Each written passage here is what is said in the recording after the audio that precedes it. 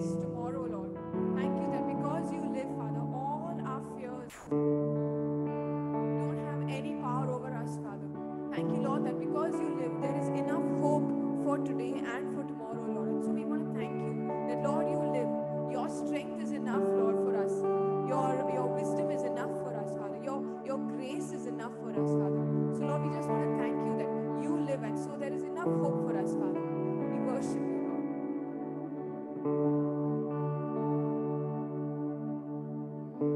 Lord. Lord, even as we come into your presence, believing that you have taken away our shame and our pain and our guilt and our sorrows, Lord, we ask you to remove every distraction in our midst, everything that's on our mind and on our hearts this afternoon. Lord, I pray that you would remove it, Lord, and help us to see you for who you are and adore you with all our hearts, Lord.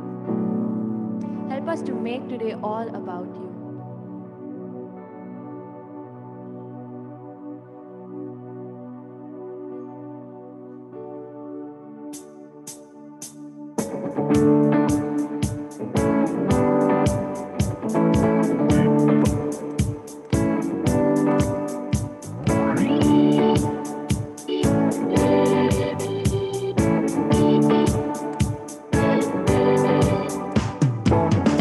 You are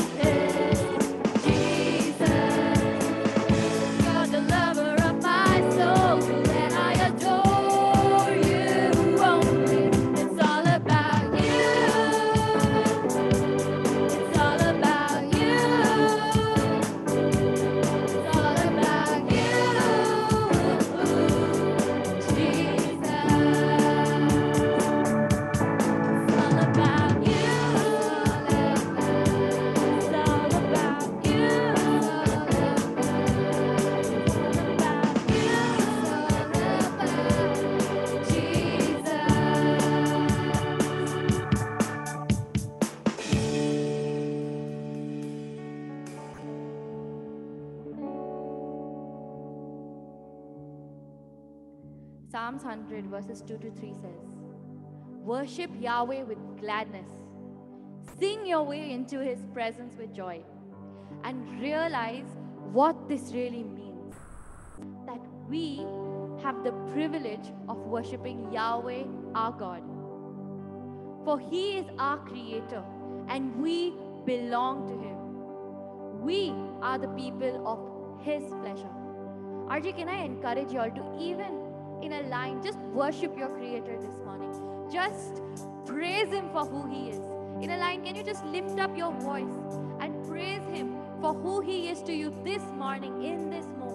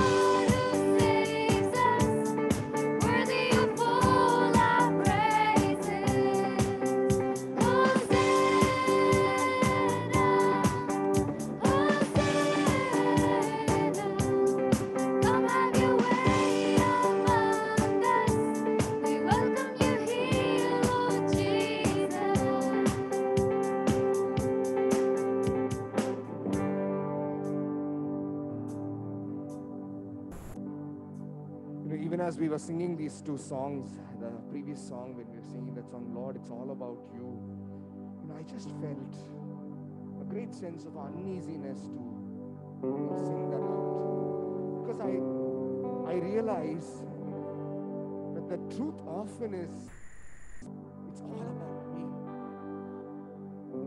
So much of the anxiety and the weight that seems to hold my life is because I'm concerned that it's all about me.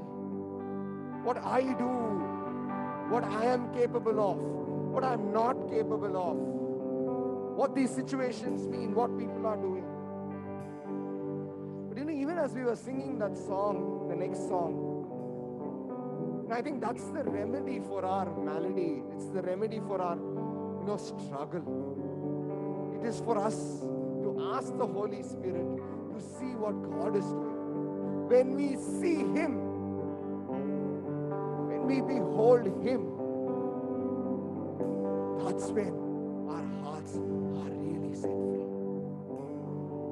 And it is for freedom that Christ Jesus died for us on the cross. So maybe can we just take a few seconds,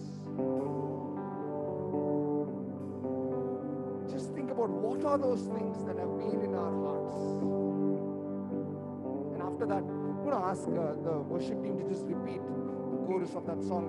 And in faith, let us just declare, Lord, help us to see you at work in our lives. Help us to see you at work at the detours. Help us to see you at work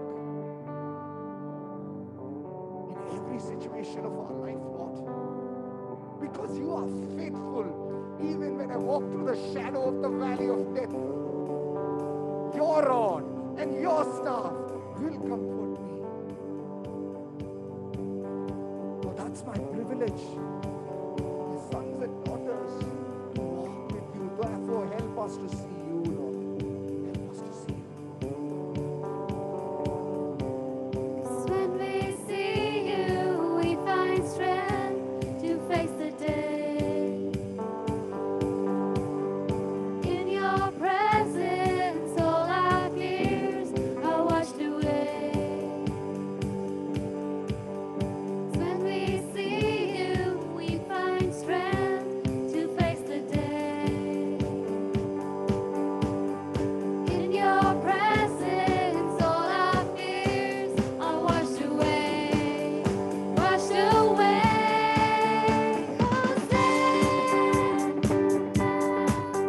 Hosanna,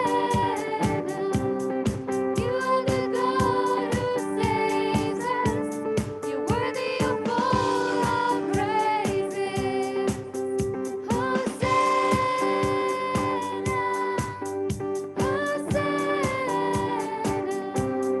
come have your way among us. We welcome you here, Lord Jesus.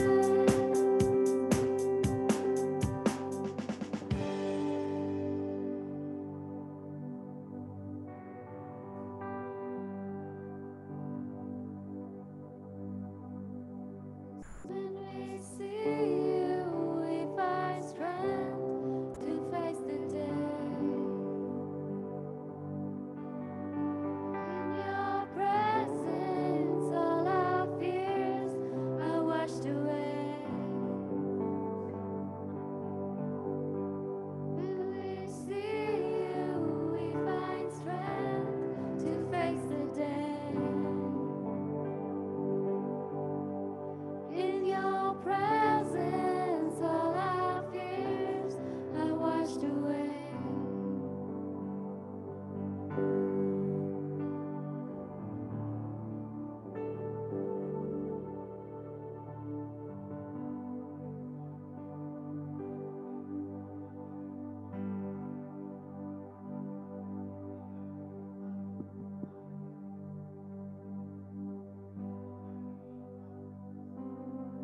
Lord, we are sorry that often we turn away from you, Lord. We are sorry, Lord, that we get distracted by the things of this world and not look at you, Father. When we know the only way is you and you alone, O Lord Jesus. There is no shame, there is no guilt in you, Father. Lord, we thank you, Jesus, for that. Because you paid the price for us. For our sins, Lord Jesus. So we want to thank you, Lord. We want to thank you, Father, for washing away all our fears, all our pain, all our sin, Lord Jesus. Made us as white as snow, Lord. We want to thank you, Lord. Thank you, Jesus, for your unconditional love that you always pour out without a doubt. We thank you, Father. Lord, help us to always turn to you, Lord, and not to the things of this world. Because you are the only one. And it's all about you, Lord. Our lives is all about you, Jesus. Not our careers, not our future, not our jobs, Lord. But it's all about you, Jesus. That's where our strength comes from, O Lord. Our identity is in you, O Lord Jesus. So, Lord, we thank you, Jesus. Thank you, Father, for coming down on this earth and laying down your life, Lord Jesus. Lord, we worship you, Lord, with all that we have. And help us, Lord. Help us to give you all the glory and all the honor, Lord. Help us to worship you with all that we have, Lord. Lord, we truly, truly thank you, Lord. Lord, we worship you, Lord. In your name we pray.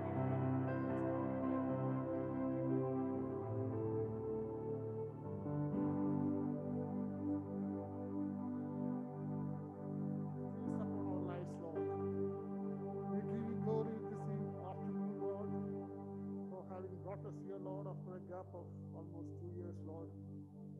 Thank you for keeping all of us a family, Lord, sisters, family, safe and secure under your wings, Lord. We give you glory. We can depend on you, Lord, even as there are difficulties in our lives, Lord. But again, just look upon to you, Lord. You are our Savior. You are in control of our lives. And Lord, we worship you for who you are in our lives. We can testify that, Lord, you are so good to us. You are so good to all of us, Lord. Thank you for saving us. Thank you for delivering us, Lord, from the bondage of sin. Thank you, Lord, for we worship the living God. We give you glory this evening. Thank you, Lord, for everything you have done for us. Lord, even we have issues, Lord, in our lives, which, Lord, no one can help but we believe and we trust that you are our author and the finisher of our lives, and we can depend on you, Lord Jesus. Thank you, Lord. In Jesus' name I pray. Truly, Lord, we can enter your presence without guilt and without shame because of what you chose to do for us, Jesus. Jesus, you chose to be our Savior. You chose to come in when we didn't even know we need you, Lord. Lord, even when we were singing Hosanna, Lord, I was reminded of when Jesus entered and the crowd is welcoming him, saying Hosanna, which means Lord, save us. But Jesus didn't come to hear their cry. Jesus came as the answer to their cry. And Lord, you have always come through for us as an answer, Lord. You have always heard our cry, even before, Lord, we knew that this was a pain in our heart. And you have always set us free, Lord. Lord, we thank you for your amazing love that sets us free, Lord. We thank you for your amazing love that chose to take our place, Lord, and let us be free, let us be forgiven, let us be chosen in you, Lord. We thank you, Lord, for the price you chose to pay for us, Lord, and you choose to pay for us each and every day as our Savior, Lord. We thank you, Jesus, for being our Savior and our Redeemer.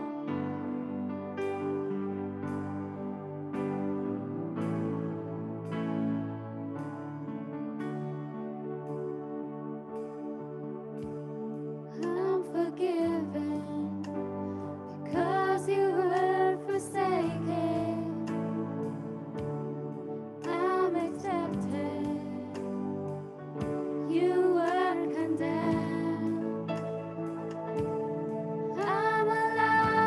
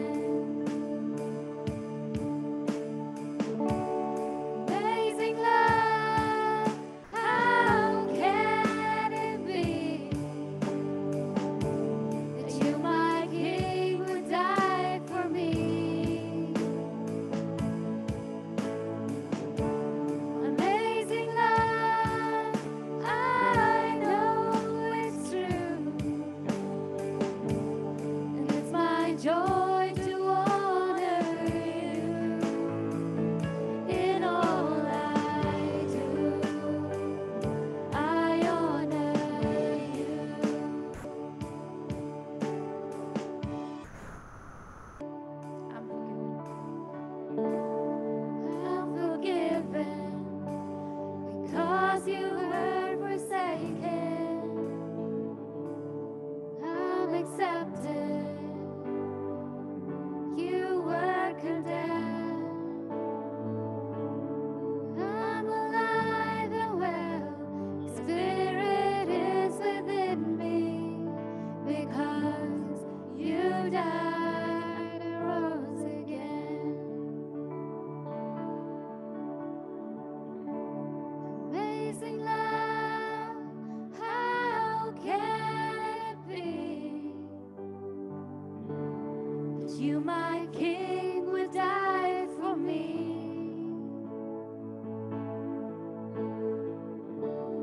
Amazing love, I know it's true. It's my joy to honor you in all I do. I honor you.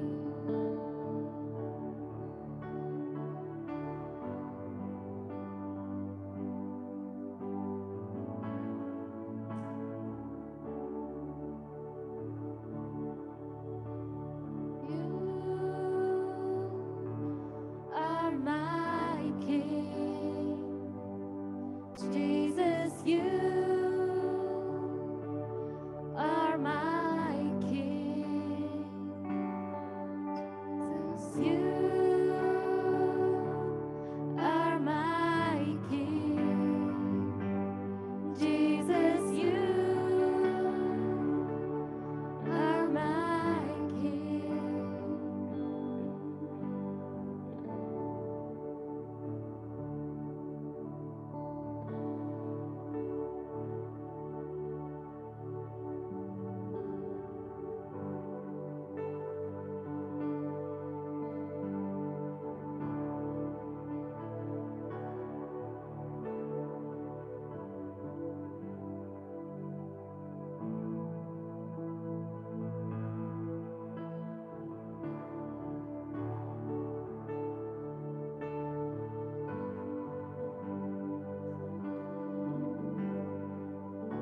Friends, even as we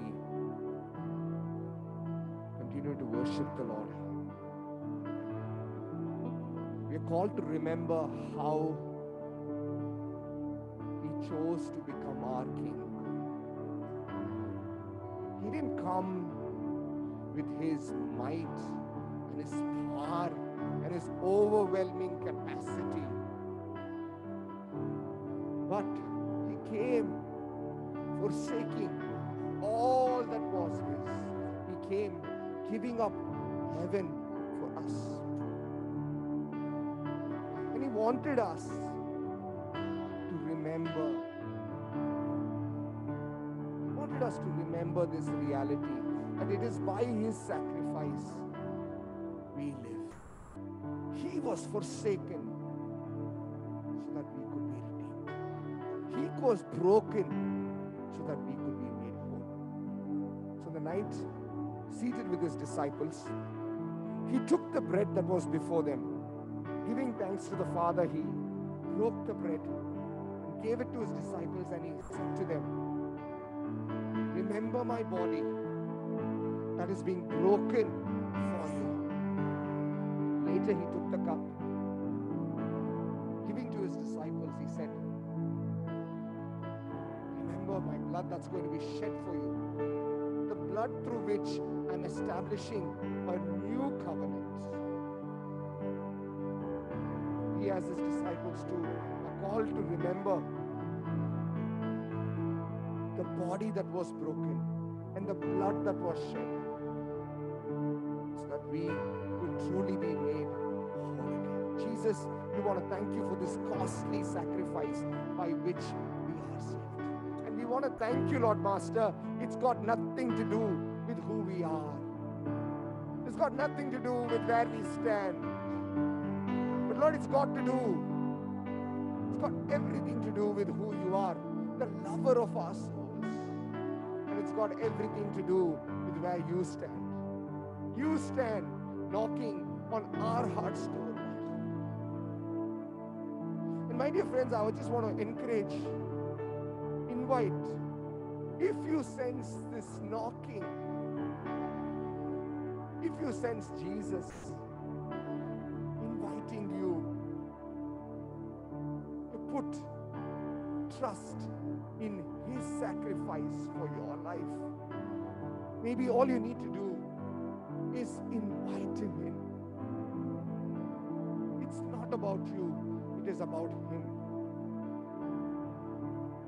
If you're in that place, you could just welcome Jesus into your heart. Say, Jesus, I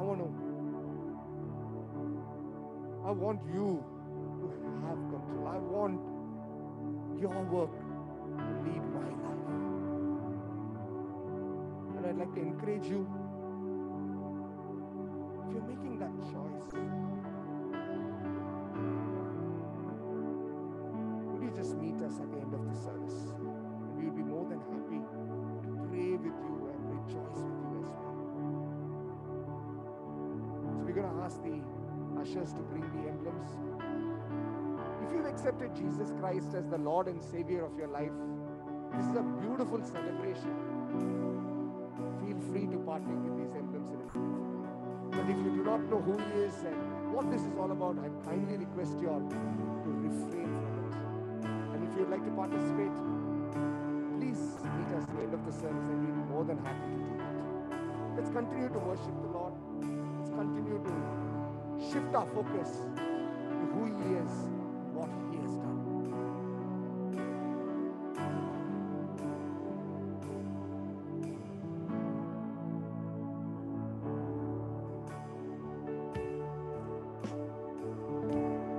Amazing love, how can it be that you, my King, would die for me?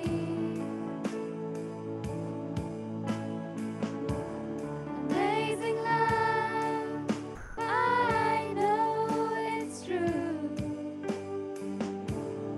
It's my joy to honor you in all I do. I honor you. I'm forgiven because you weren't forsaken. I'm accepted. You were condemned. I'm alive and well. Spirit lives within me because you died and rose again. Amazing love, how can it be that you, my King, would die for me?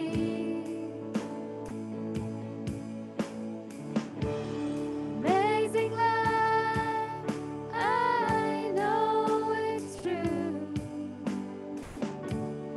It's my joy to honor you in all I do. I honor you. Amazing love, how can it be that you, my King, would die for me?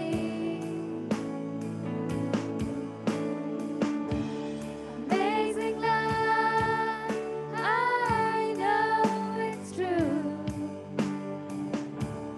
It's my joy to honor you.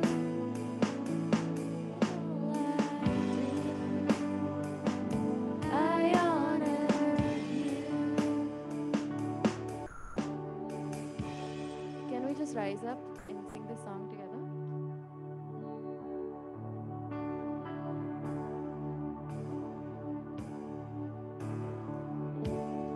I'm forgiven because you were forsaken. I'm accepted. You were condemned. I'm alive and well.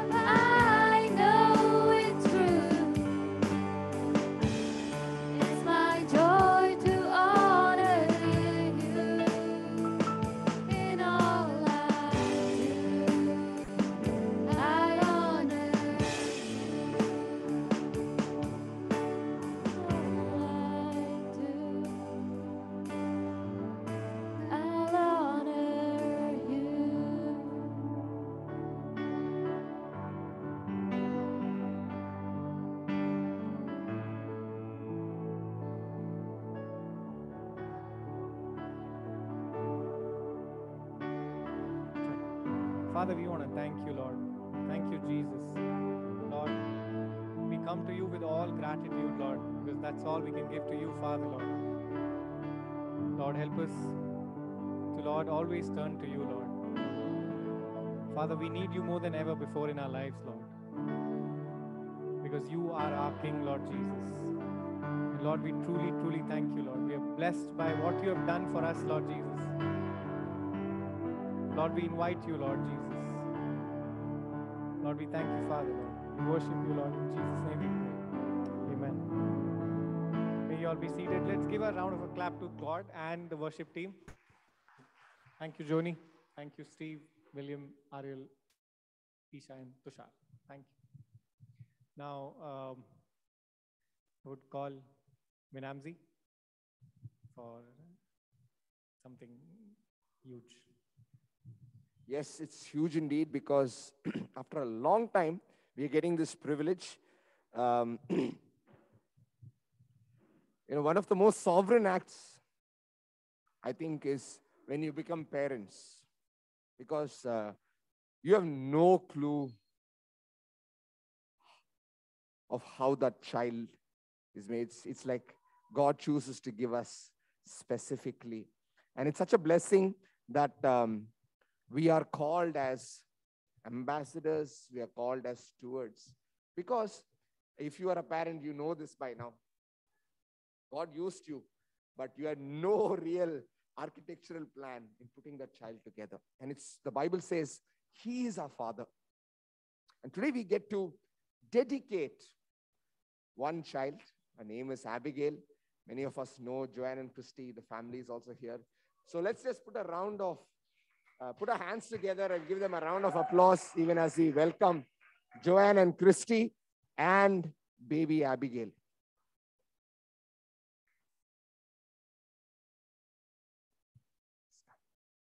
You can also have the grandparents, and I think Abel is also, you all also can come friends, so that you can all be a part of this. Please come, please come.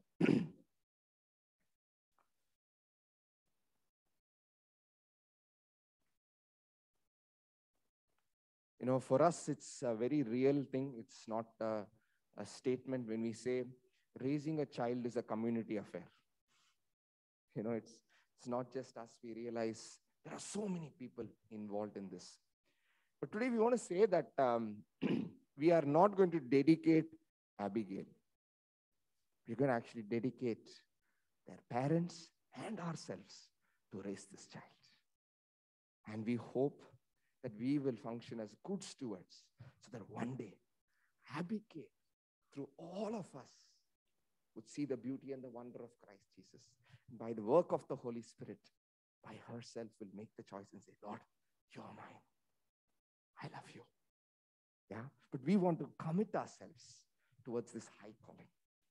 And the primary custodians are here. The chosen sovereign appointees to this task are here with us, the two parents. So let me read out a couple of things that I've written up. And even as we get ready, can I also ask Caleb and Pastor Joe, who are both here, please, if you all also can join. We're going to just pray and dedicate the parents and bless Abigail.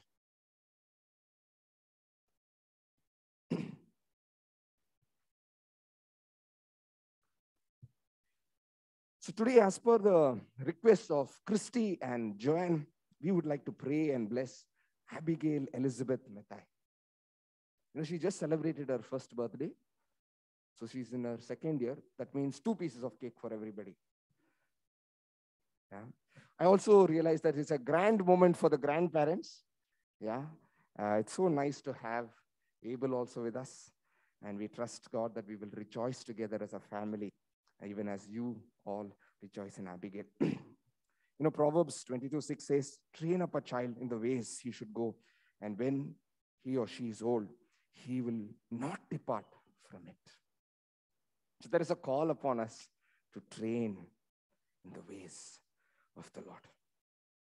And that's what we want to commit ourselves to. And so what we're going to do is we're going to ask first the parents whether they are ready for this task. And I'm going to also do something little different because I realize the role of community is very powerful. I want to ask you all also whether you are willing to join in this labor of love, not just for Abigail, but for the next generation that she represents. Yeah, so all of us are in this together. And after that, we're going to ask Caleb and Joe will pray to share if God has laid anything in your hands. And if you feel God has laid something specifically for Abigail or for them, please feel free to share with them directly. All right? Okay.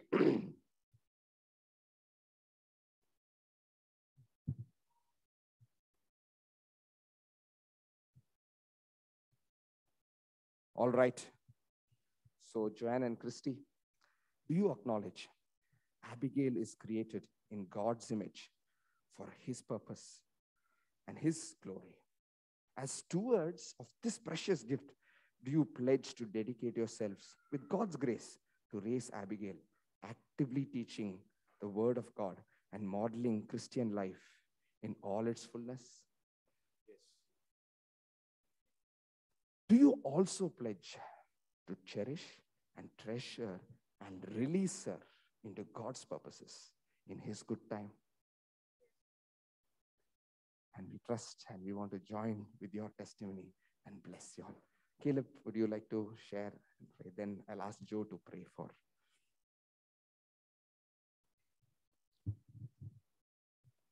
When I look at this family, there is something very special about all of them. The Mathais, all of them, starting from the senior Mathai to Abigail Mathai, right? All of them, something special. And one of the words that came to me when I was just thinking about Abigail is, Abigail in the Bible is a lady of intelligence and wisdom. Something is very powerful about Abigail and the name and the wise decisions that you took in her life, and how she was connected to David post the husband who passed away, and then David took this woman as his wife because she was a woman of discernment and great wisdom and beauty also, right? And I felt the same for Abigail, that she would be she's sleeping. Maybe you can record and say that she is beautiful in God's sight, and she has got the intelligence, the wisdom of God would be upon her, and that's how I want to just bless her. Amen. I was also praying for Abigail, and I've written it down so that it's more descriptive. But I saw this picture of a huge mansion being renovated, and I felt that was your entire family.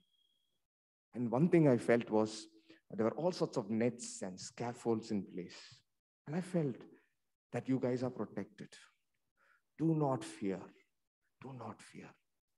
The Lord is your sovereign refuge and fortress. Do not fear.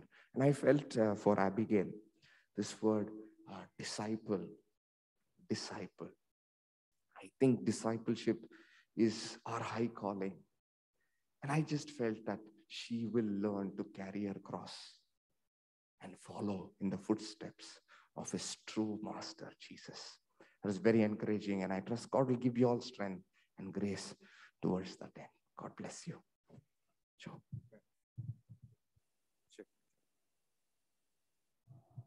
Check.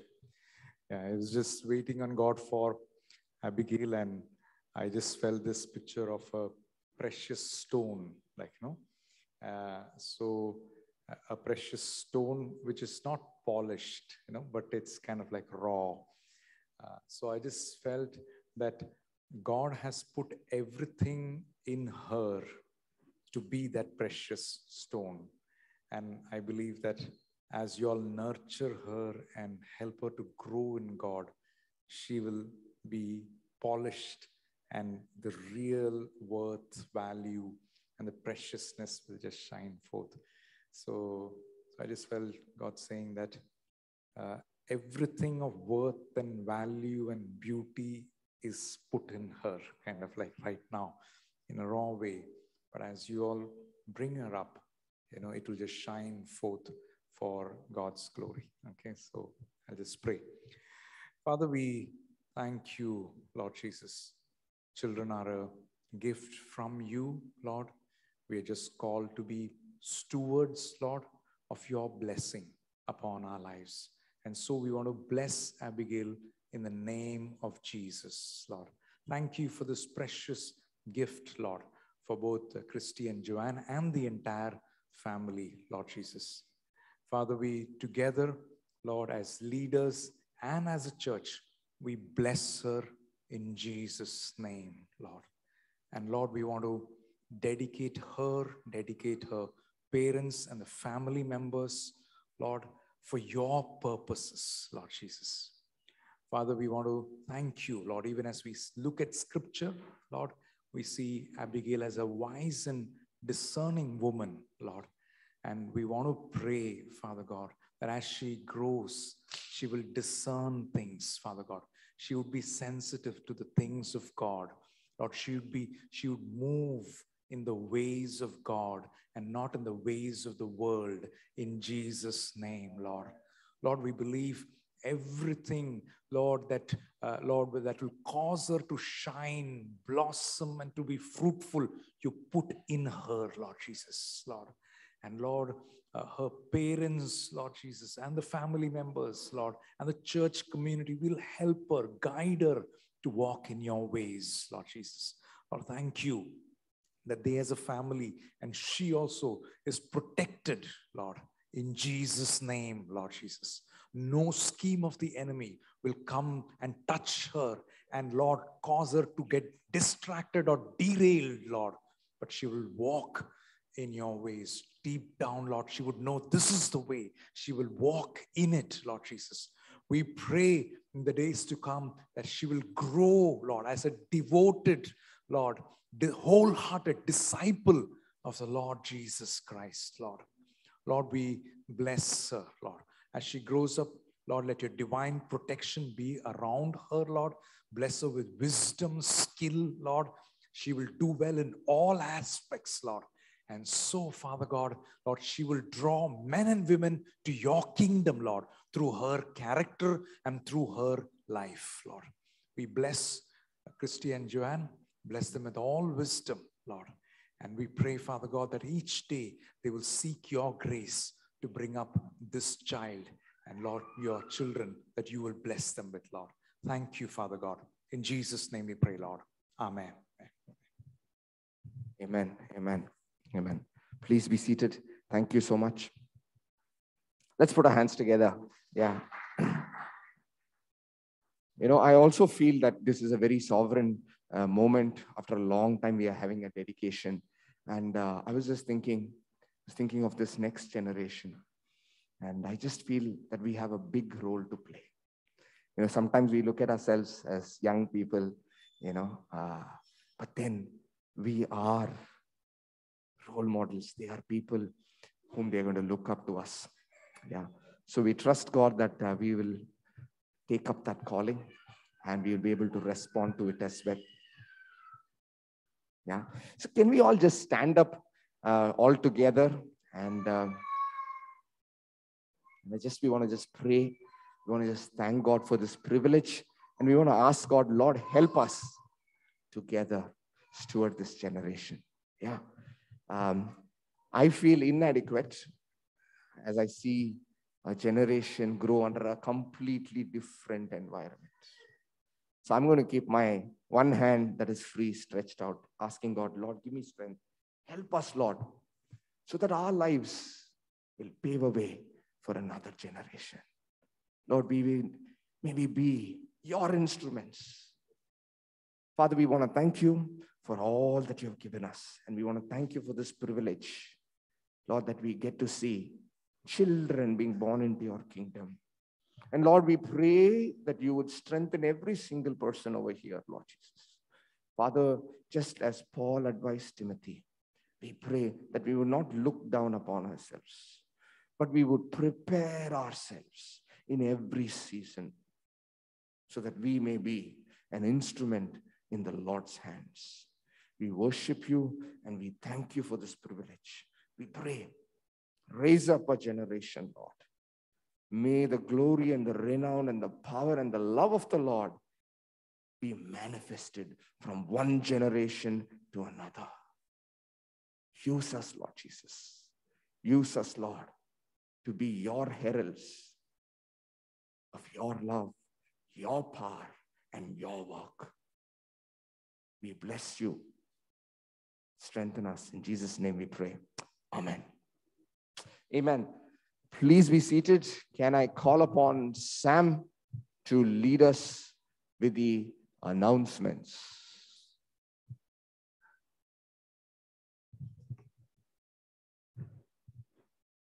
And also a small request, even as Sam sets up, can we all occupy these chairs, please?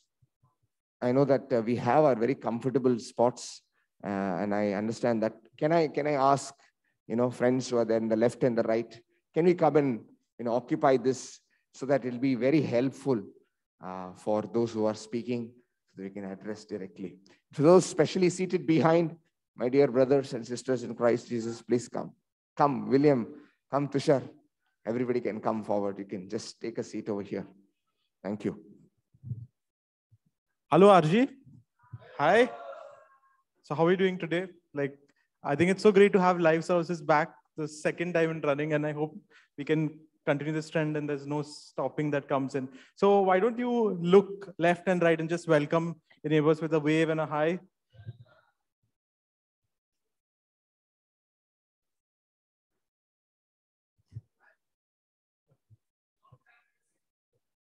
So we want to take this time also to welcome you, and we're glad that you could make it.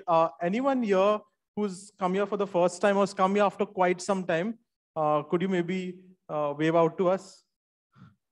Okay. Hi, Joanna. Hi, Jonathan. All right. Moving on.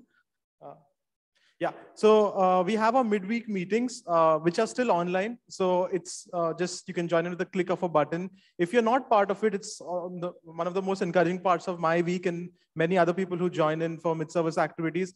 You can be put in a mid-service activity of your choice. You can just get in touch with our Pastor Binamzi and he'll accommodate you there. Yeah. Now's the time where we worship God with our giving for all that He's blessed us in abundance with. So it's time for tithes and offerings. So we can have the ushers pass the bags. In case you're looking at an online payment, we have the details on the screen of our NEF details as well as the UPI QR code as well.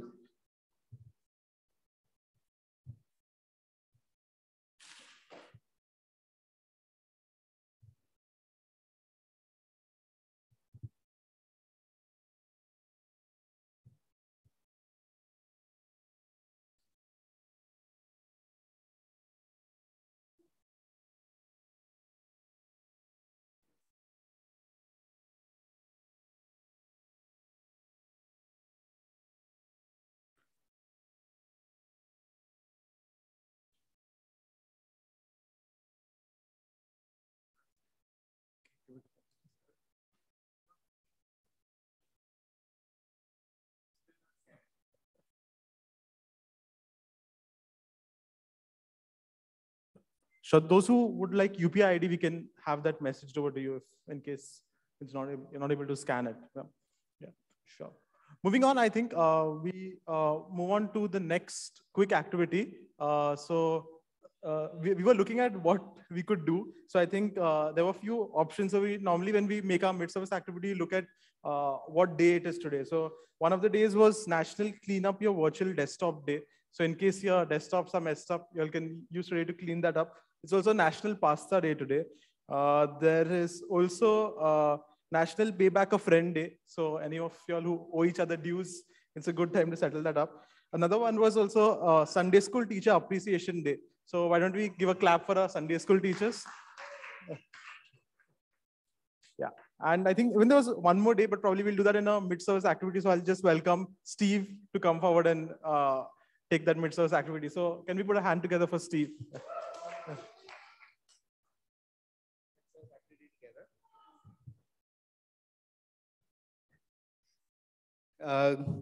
Good afternoon, RG. Today's mid-services activity is a surprise. It's been a surprise to me as well. But 5 minutes. Okay, 2 minutes. Are you guys having fun? How many of you guys like our t-shirts? If you don't have one, raise your hand. You don't have one. And if you want one, raise both your hands. Jerry, catch them before they put their hands down, okay? Raise your hand again. Jerry, are we ready? Pardon? By the way, this is designed by our very own art director, or whatever you may call her. She's one of the most creative people we've met. Isha, if you stand, we'd like to put our hands together for all the efforts. Come on, Isha, stand here, come on. That's Isha. Okay, we're almost ready with our mid-service activity. This is again a Kahoot game. The pin is on your screen if you have your mobiles. May I request you to go to kahoot.it and enter the game pin.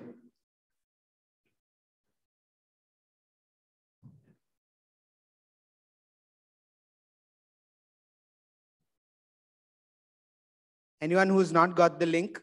Anyone who doesn't know where to log in?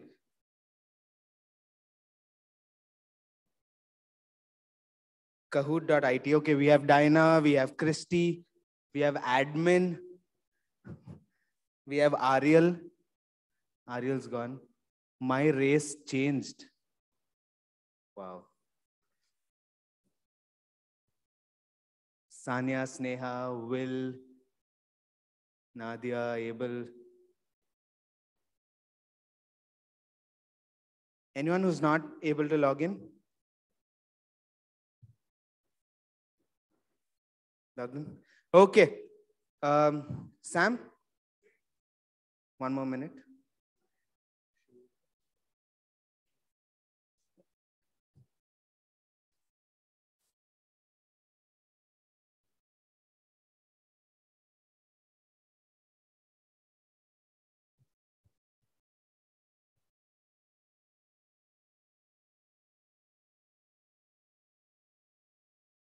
Good to go? Okay.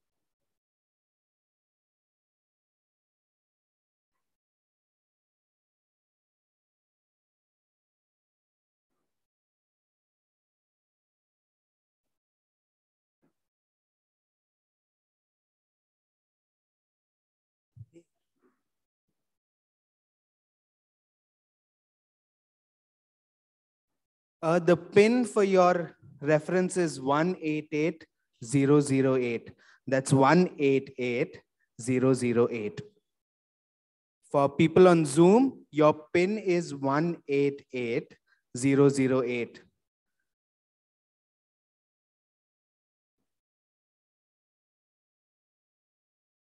Good to start?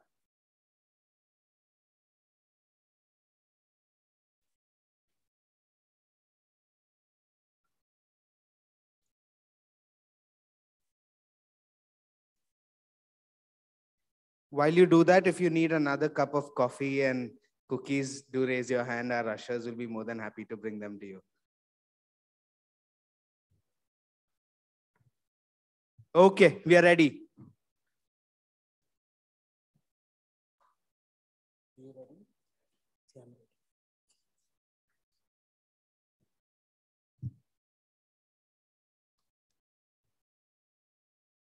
Yes? Okay, good to go. Question 1, can you... the name of the quiz is, okay, as you read it. The first question. Oh, when is Joanna's birthday? Anyone? Anyone? When is Joanna's birthday? Vinamzi is already hiding his face. This is Vinamzi's idea. When is Joanna's birthday? 16th October, 15th October, 17th October, 18th October. Joanna, you can't win this game, okay? And the correct answer is 17th October, which is today. Okay. Question number 2. William got it correct. I wonder why. Question number 2. What's Joanna's middle name? Any guesses? Paul, Ruth, Esther, Vinamzi.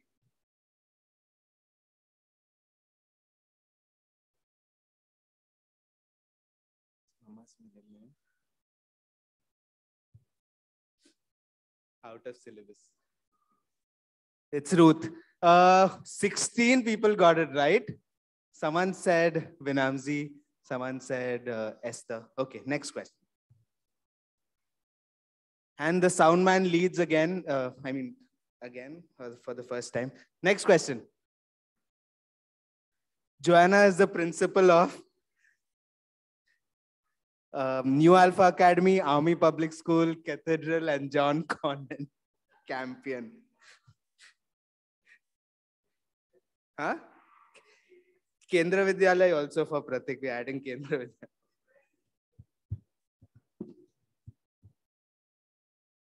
And it is New Alpha Academy. Yay. Next question. True or false? Joanna has been a part of BBC from childhood. True or false?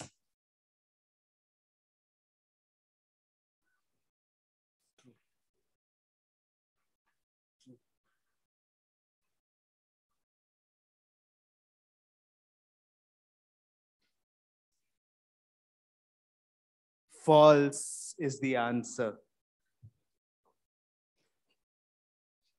Next question. What is her Instagram handle? This is like the question.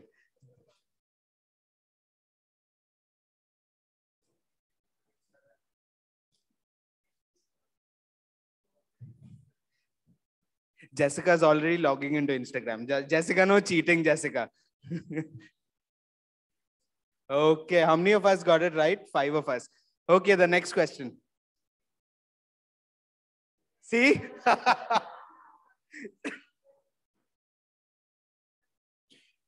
What does Joanna enjoy the most? Babysitting, chopping vegetables, washing dishes, and baking.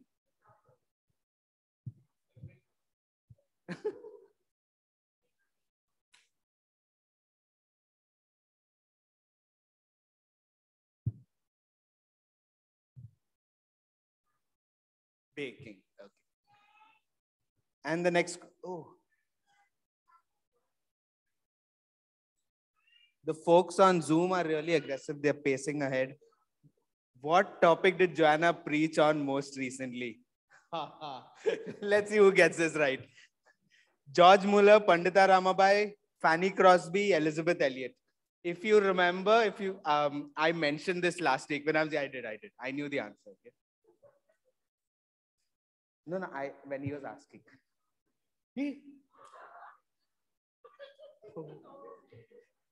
I was in Kerala. Next.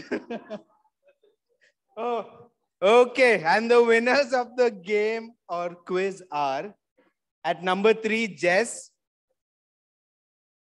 Someone's race changed, so we don't know who it is. And at number 1 is Pratik Paul. Pratik Paul? Huh? Oh, Pratik Paul on Zoom. Wow, Pratik, we are all proud of you.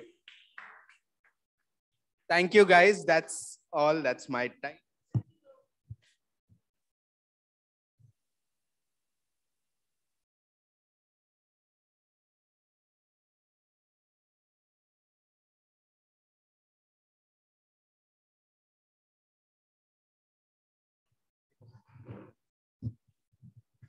Thank you, Steve, for the wonderful game.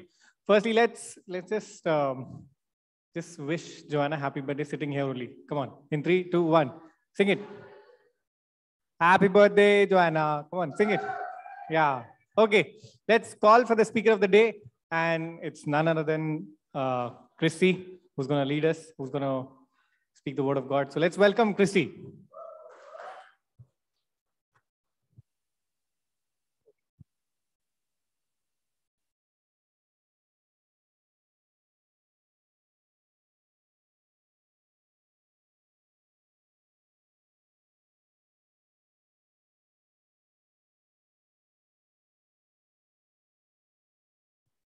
Check. Thanks, guys. Thanks, Pratik, for that. Yeah, it's been a great day so far. So extremely happy to be amongst you after, God knows, probably 1 year or so. So it's really excited. And for the folks on Zoom, I want to say hi. It's mostly where I am every time. So we're going to look at So we're going to be looking at the book of John. I think we've been having last 2 weeks, we've been going through the chapter 1 and part of chapter 2. So today we're going to continue our journey through book of First John, starting verses 18 in chapter 2 and until third chapter. So just to give you a brief background, probably most of you guys know. So, John is one of the favorite disciples of Jesus. He was part of the inner circle. And in that sense, he had, probably a better knowledge of the person of Jesus in that sense. He was the disciple whom Jesus loved. It's written. And he was also the person who actually took care of Mary, the mother of Jesus, post Jesus' death. And also, if you look at it, he's the only disciple of Jesus who actually died of the natural death, old age. The rest, everybody was martyred or assassinated or something like that. So in that sense, John is quite special, and he's writing this letter when he is quite old. If you see the previous book, he says, he's writing to the fathers, to the the young men, and to the children. He's more of his perspective was more from a grandfather's perspective, right? So that's how he's writing. So just let's dwell right in to this book. One sec. Yep, sorry. And also to keep in mind is he's writing this book from when he's in Ephesus. So it's a Greek the culture there is of, the Greek culture is quite prevalent. So in that sense, whatever he speaks, he addresses some false teachings that has come in the church. And it is in that Greek context that he is trying to address this. And the chief purpose of him writing the entire book of First John is to address false teaching, that is quite false doctrine that is quite prevalent. And the other is to encourage the body of Christ who is in Ephesus. So if we can move in with the slides. Yeah. I'll just read out, what I'm trying to do is, it's actually quite a lot of passages, verses. So I'm just going to pick and choose, certain verses and try to make some point rather than going through the entire text. So just follow along. It says in 1 John 2, 18 to 19, "Dear children, this is the last hour. And as you have heard that the Antichrist is coming, even now many Antichrists have come. And this is how we know it is the last hour. They went out from us. They did not really belong to us. For if they had belonged to us, they would have remained with us. But their going showed that none of them belonged to us." So, two key words if you really look at it. First is the last days. It says last hour here. So, the last days began when Jesus came to the earth physically and his ascension. So we are all in the last days, for everybody's knowledge. And it says many antichrists. So in that sense, there is only one antichrist which will come. But the spirit of antichrist is quite active in this world, who are trying to deceive the body of Christ. And if you look at what happened to the Jews, just pre and post Jesus' death, 100 plus minus 100 years. So there were many emperors who were quite against the Jews. And so Jews had anticipated some sort of antichrist to come through them. The case being, there was one guy called Antiochus Epiphanes. Now this guy, what he did is he, in the temple of God, that is, Jewish customs, they have this temple. So he erected the statue of Zeus, and he was worshipping them. And so this was very abominable for the Jews, because this is something which is extremely sacred. And then that gave rise to a revolt, and there was a lot of bloodshed. And then there was this guy called Emperor Gaius who put up his own statue in the temple of, in the temple of God. And again, that was met with some resistance, if I remember right. And lastly, if you look at so many emperors, especially in the Roman era, for example, Nero, they were dead against Christians. So people had thought that these guys would be the Antichrist, but what was happening is the spirit of Antichrist was actually acting in all of them and trying to persecute church both from outside and inside. So that is broadly, but the real Antichrist is something in the future who is supposed to come who would oppose Jesus. I remember as a child watching this movie called The Omen. How many of you guys have seen it? Yeah, it's this one scary movie, especially in childhood when you watch it. Somehow it just gives you that picture that it's all this guy is portrayed as all powerful, or he can do whatever he want right from his childhood. And when I now think of it, the movie kind of portrayed it very wrong. There is somebody who's even more powerful than that. But somehow, as a child, you watch that movie, you get scared. So that was, and I think there were some 4 or 5 of them in a series. So, just with that background, what John is addressing is the false teachers and deceivers who are leading the people in the church astray. And as I said, the spirit of Antichrist is at work. So, what exactly are these folks really saying? The deceivers in the church. So, they, essentially, what they are saying is they have this philosophy which is influenced by Greek, and it's hope I pronounce it right. It's called Docetism. So I'm going somewhere with this. So please follow along. These background informations are required. So it's called Docetism, and what it essentially means is that our body and is essentially evil. The matter that you see in the world is evil, but spirit is of God. So there is a separation between what we have in our bodies and our spirit. So, and these two cannot coexist together. So these can never coexist together. So according to them, it would be unthinkable for, the God, the sovereign God, to come and reside in a human body, right? Because material, as you see it, is evil. So, so what they concocted was very fascinating. What they said is, Jesus was a man, as he existed on earth. He was a man. He was not God. At his baptism, the Spirit came to him, that is Christ, and then he was anointed and he was able to do miracles. But right just before his death, the Spirit took off. And what died was human Jesus. So it's fascinating just reading about it. And that was the kind of heresy that was being, purported by these folks. And so, what is the logical implication of this? That what they said is, in our bodies, we can do anything we want. Our body is sinful. So I can indulge in all sorts of evil practices, whatever I want to do. But I am free in my spirit, because when I die, my spirit is anyway going to heaven. So that was the so it led to immorality. That was the chief doctrine that was, taught by these folks. And we read that this is completely and absolutely against what the Word of God says. Word of God says Jesus is fully God and fully man. That's what he says, and God says, and this is completely against that. So what we see is, actually, if you move along the slides, so John specifically calls them out.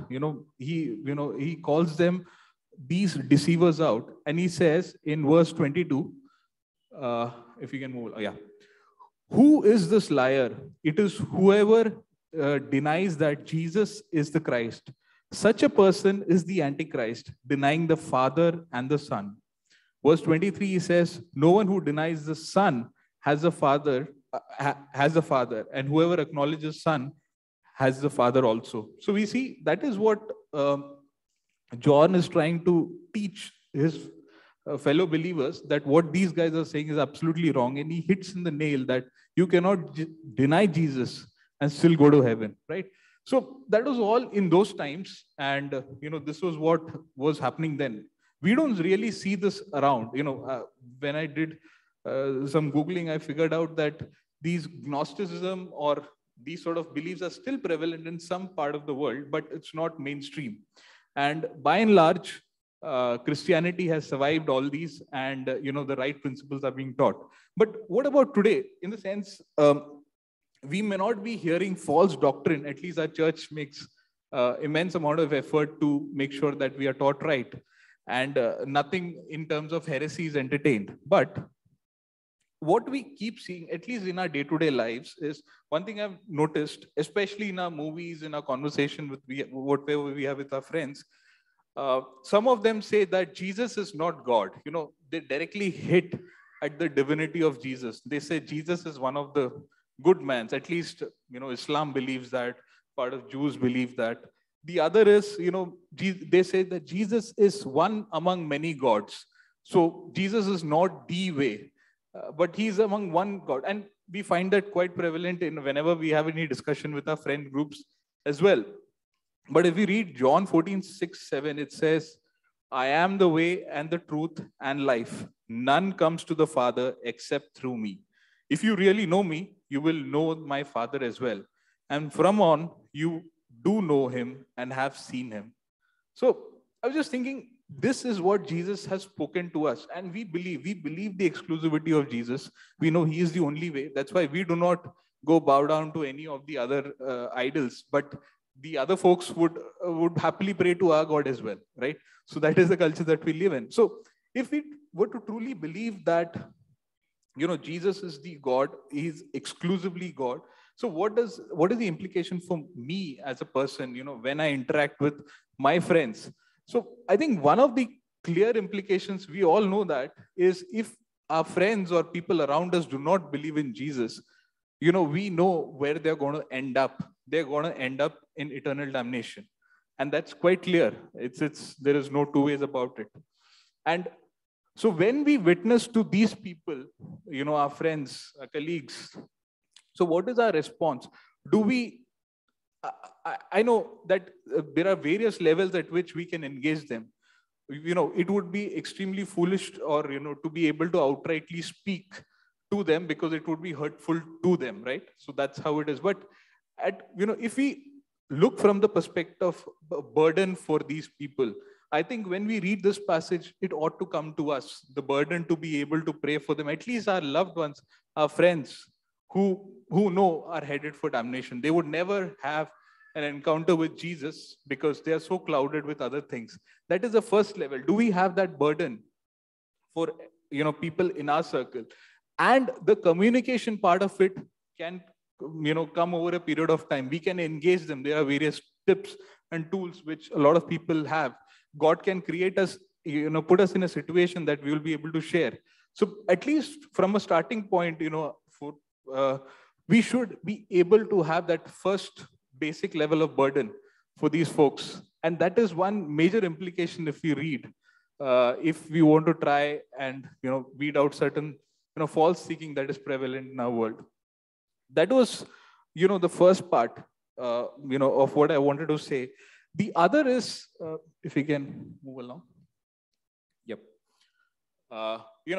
So John, as you said, John clearly addresses them, these heresies that are prevalent. And what John really says is, but you, my children, you, my fellow believers, you need not be afraid of what is going around. He says in these 3 verses, I'll just read out to you.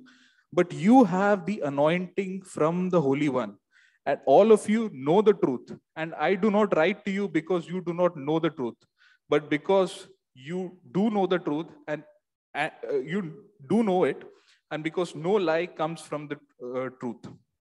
So clear separation between what is the truth and lie. As for you, see that what you have heard from the beginning remains in you. If it does, you will also remain in the Son and in the Father. And this is what he has promised us, eternal life. So he says, if you take care to make sure whatever practice or to keep in your heart whatever you have heard, you will be able to remain in the Son.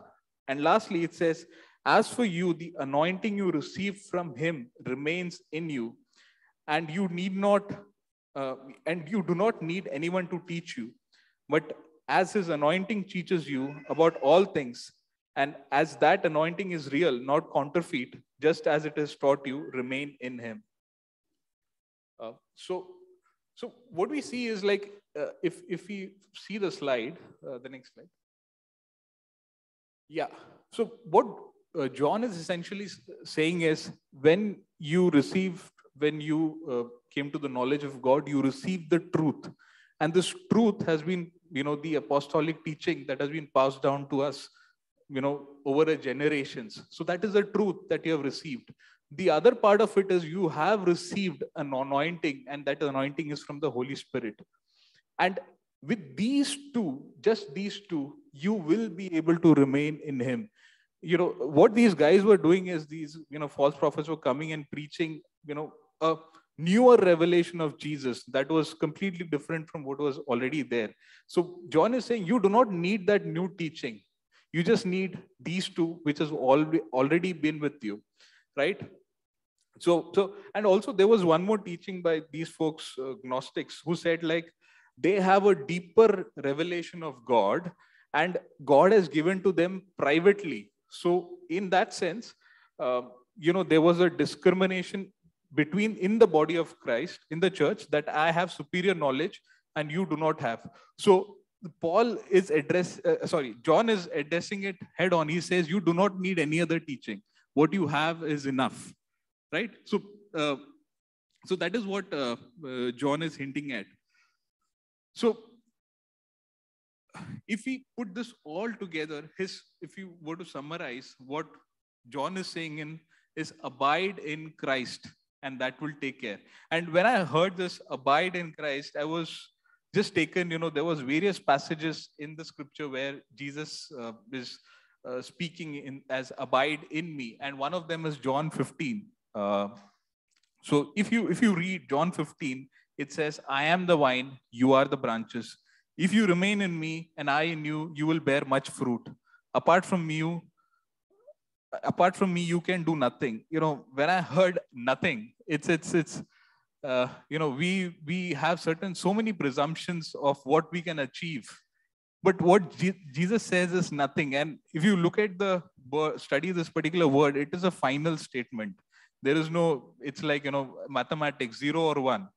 There is no gray area here. You can't do nothing. So that is what, if you do not remain in me.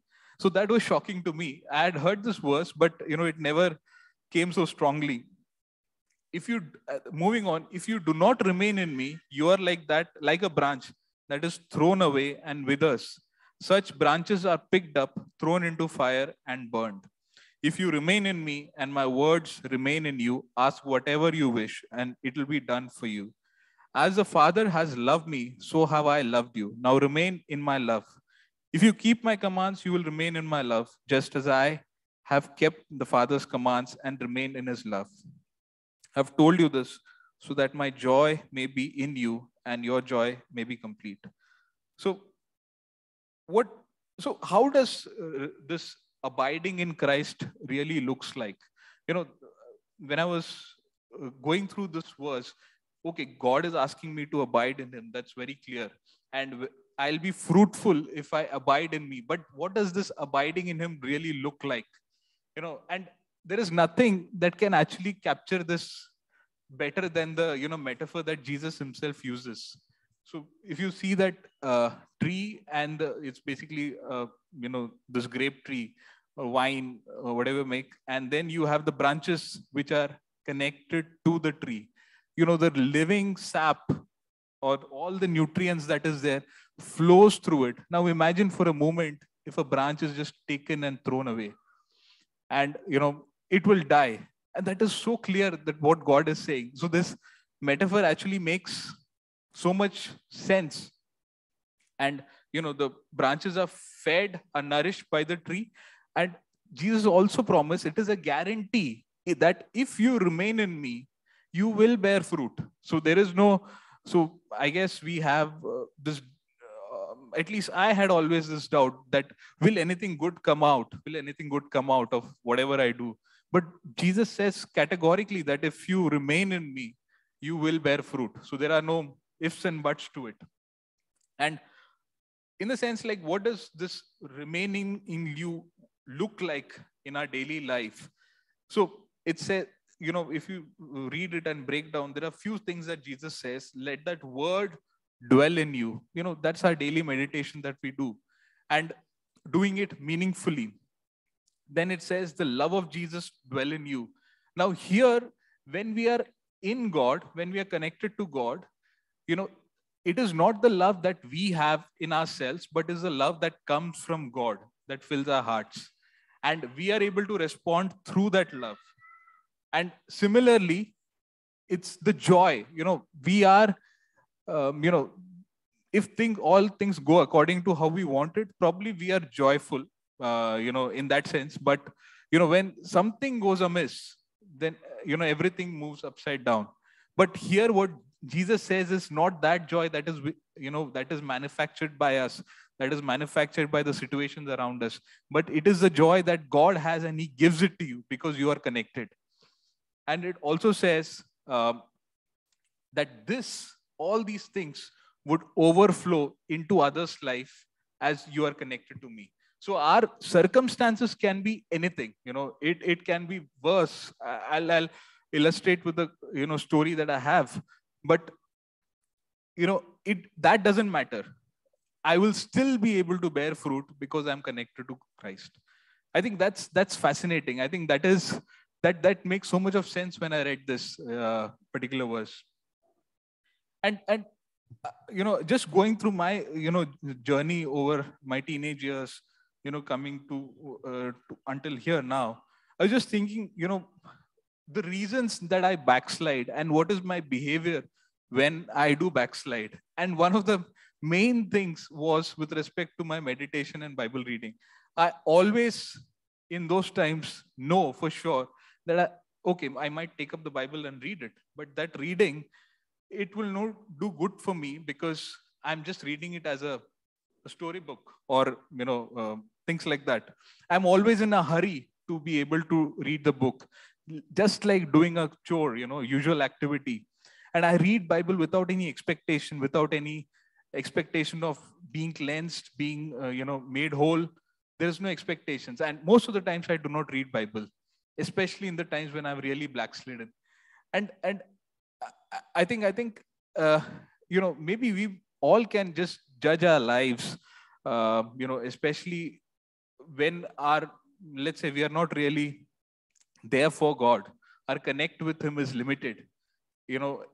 Let's just examine our lives, how it is. It says in Hebrews 4:12, for the word of God is alive and active, sharper than a double-edged sword. It penetrates to the dividing soul and spirit, joints and marrows. It judges the thoughts and attitudes of heart. Now, we have read this so many times, and we know it. The word of God is active, alive. It can do all that. But what are really our expectations when we are in a posture of reading of God, word of God? Is it just getting by, just get to the next thing? And I think that is most of the time where I am when I'm in a backslidden mode. The other part also is, I'm also whenever, my connect with God is not great, I'm also very reluctant and to be in a fellowship, for example, the cell groups, or even coming to church, just looking back few years. And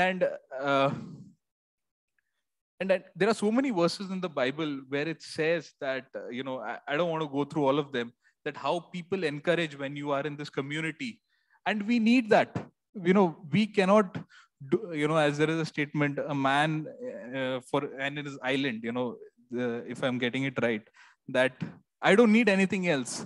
That is the probable statement. And that is not true for a Christian life. For us, we need to be that community which encourages us, which gives us some, because the world out there really do not care, and we cannot do everything by ourselves.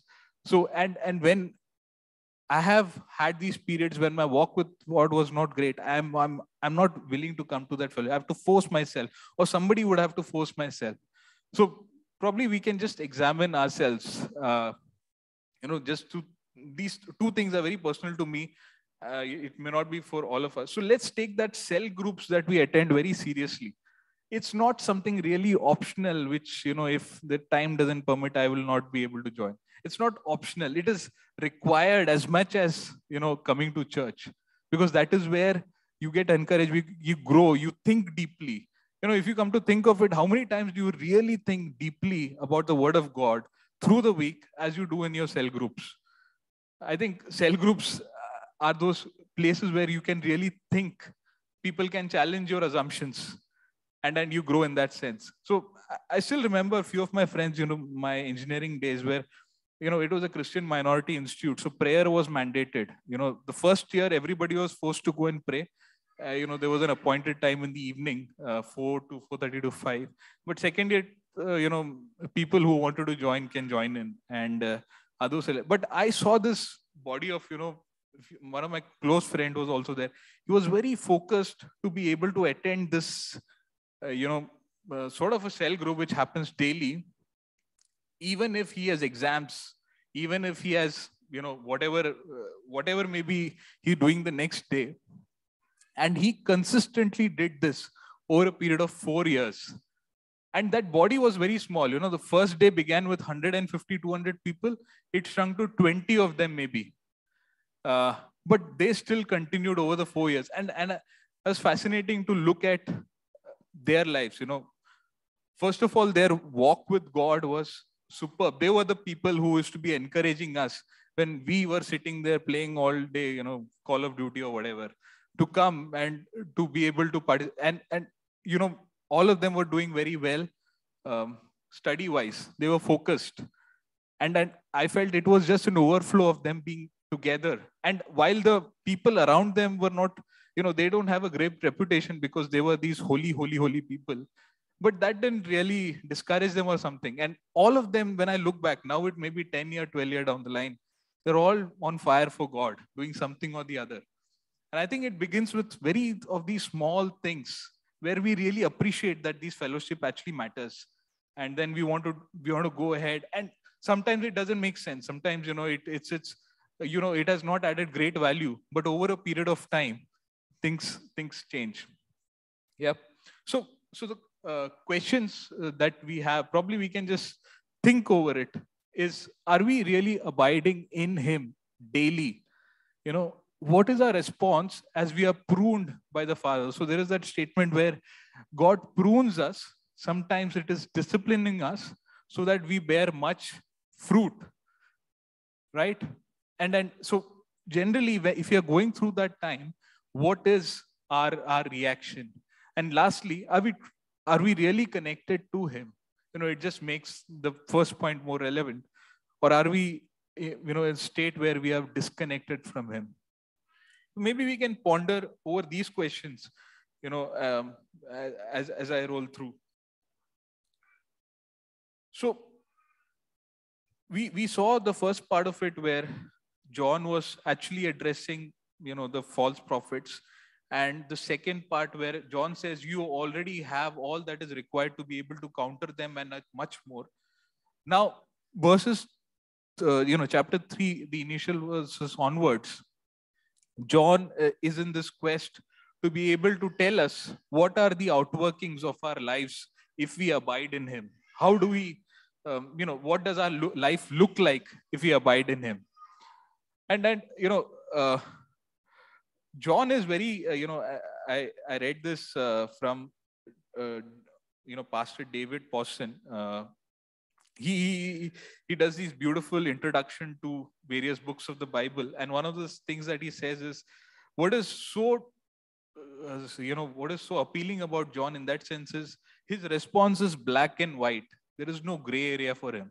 So he makes absolute, contrast. For example, he makes this contrast between the children of God being light and darkness, truth and lies, love and hate, righteousness, lawlessness.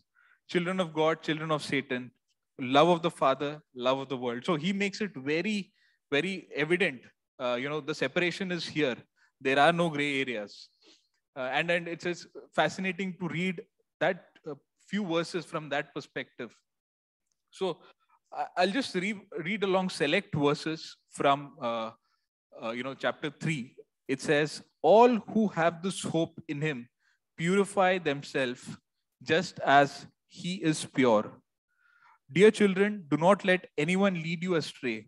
The one who does what is right is righteous, just as he is righteous. The one who does what is sinful is of the devil, because the devil has been sinning from the beginning. So, see, it's so clear, righteous and sinful. You're not in between. And no one, verse 9, no one who is born of God will continue to sin because God's seed remains in him. They cannot go on sinning because they have been born of God.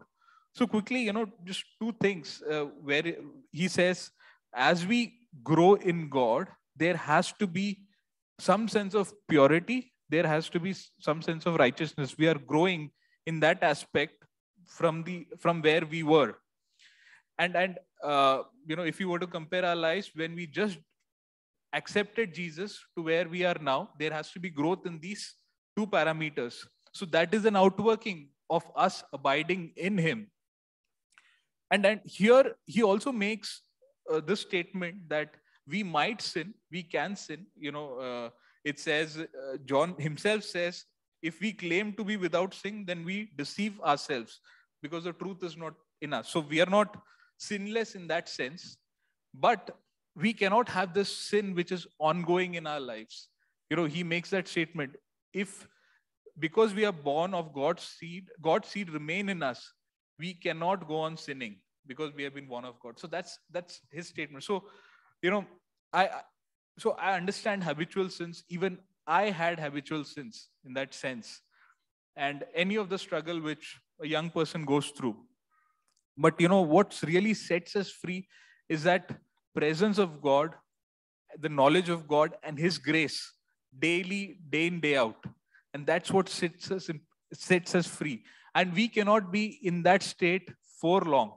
We have to move out. And if we cry to God for, getting us out of all that, engulfs us, he's faithful to be able to do that. And we saw it last week, even as Sujit, kind of led us.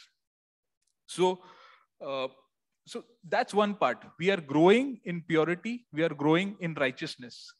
The other part is, we also grow in this aspect of love for the believers.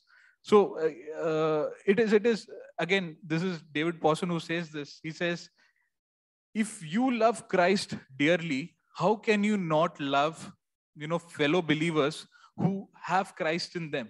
So it has to happen that, in our body, in our church, we have to love the other believers. So that is also a logical outworking, even as we abide in him. And lastly, John also says in verse 1 that we are getting transformed daily into his image. So, I just want to read out this particular verse. See what great love the Father has lavished on us, that we should be called children of God.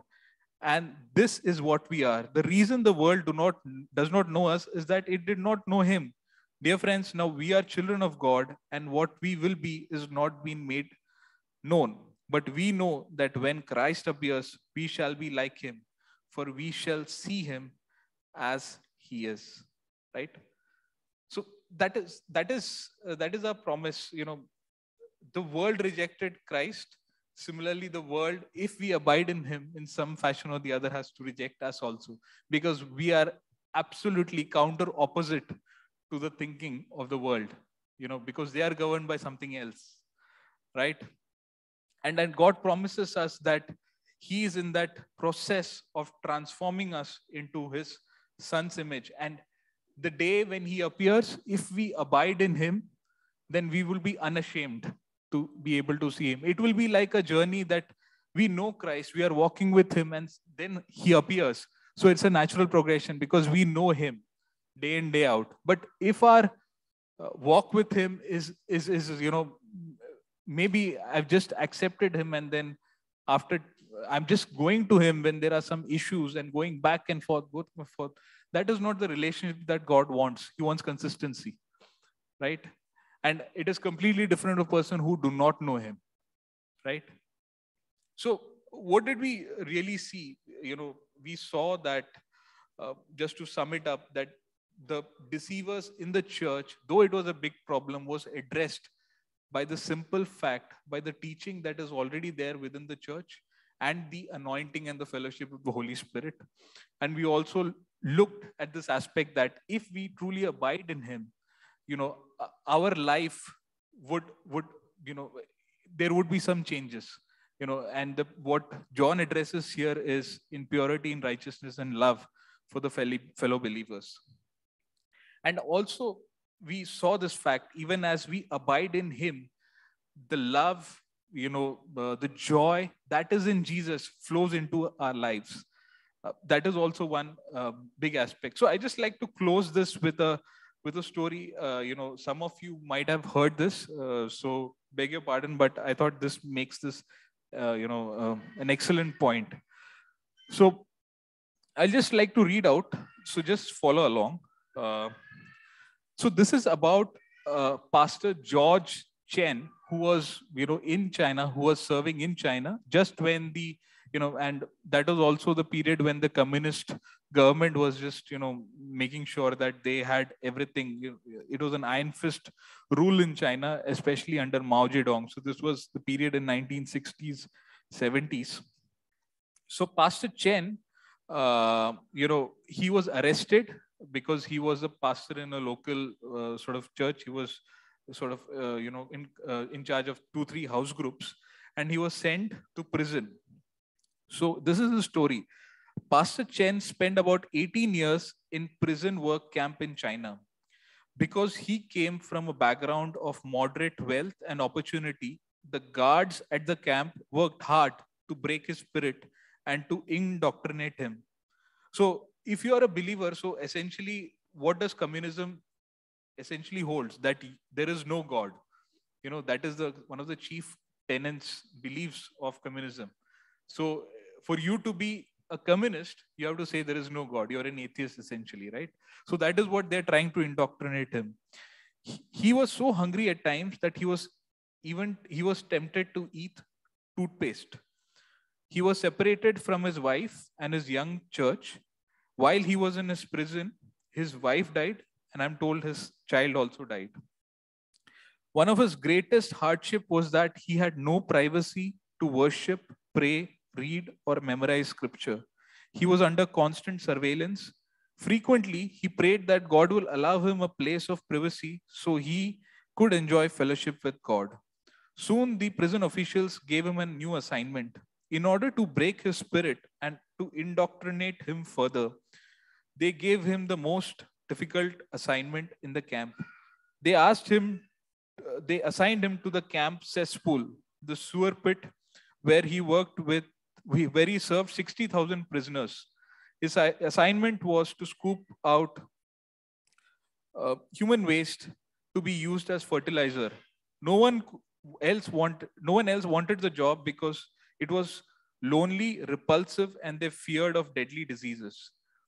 His heart was broken when he went to work on his new assignment. Day after day, working in the foul pit, he wondered if his prayers were heard. To withstand hardship, he would sing, pray, and quote scriptures aloud. One day, it occurred to him that his assignment was a specific answer to a prayer.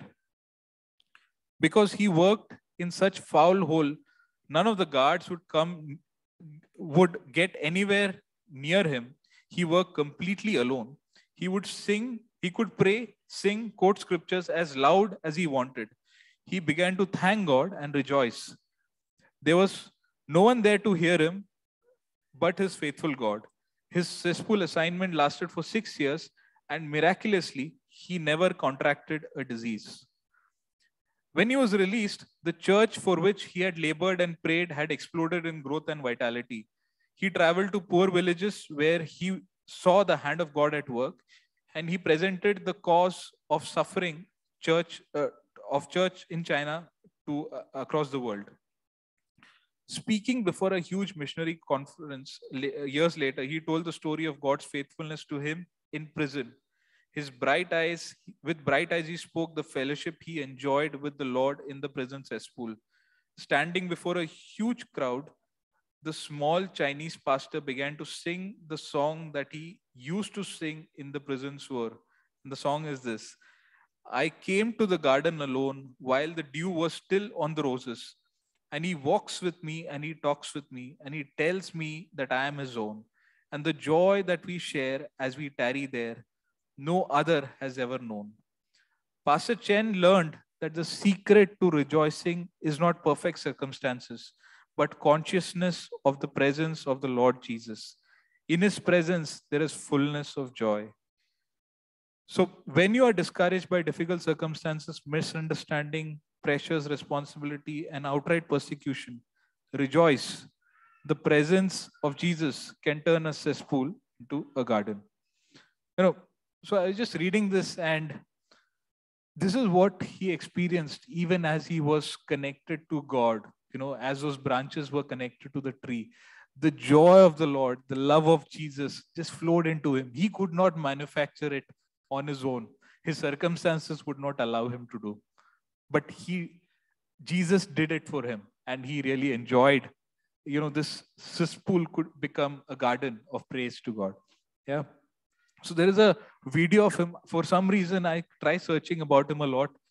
Maybe the Chinese government do not want it out. So there is just one video of him. I encourage you to just watch along, where he actually sings this song. So it is really heart-rending. So may I just pray for Vinamji, do you want to just pray? Closing prayer. Yeah.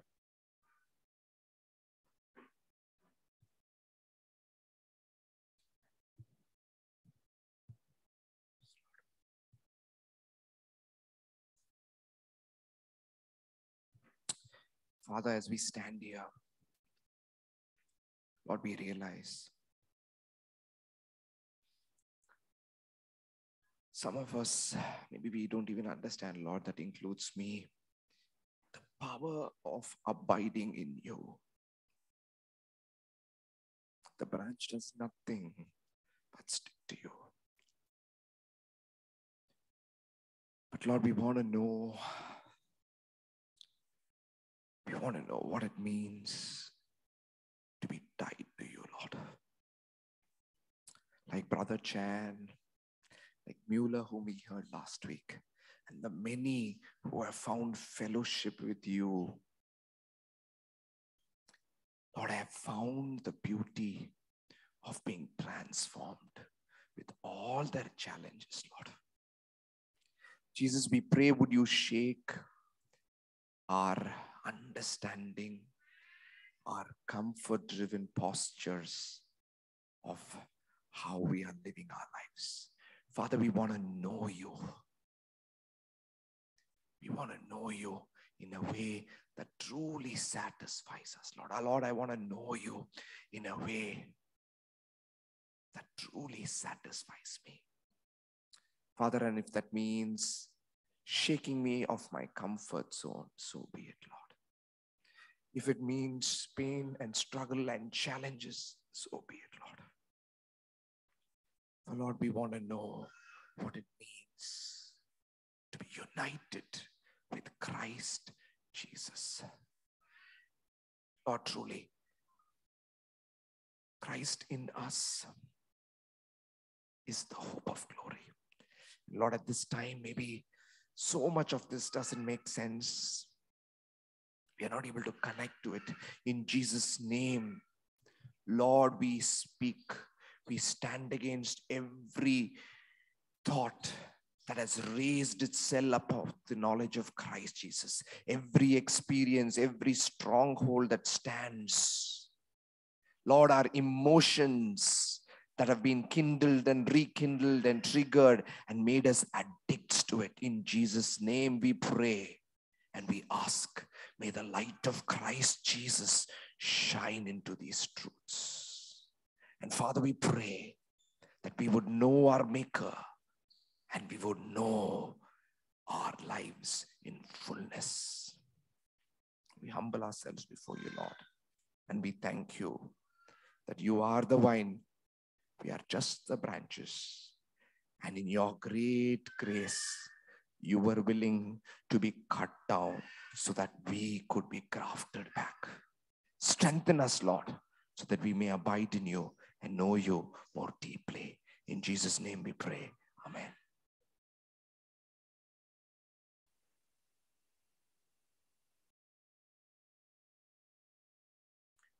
Let's just give thanks to God and just clap for Christy to bring the word to us.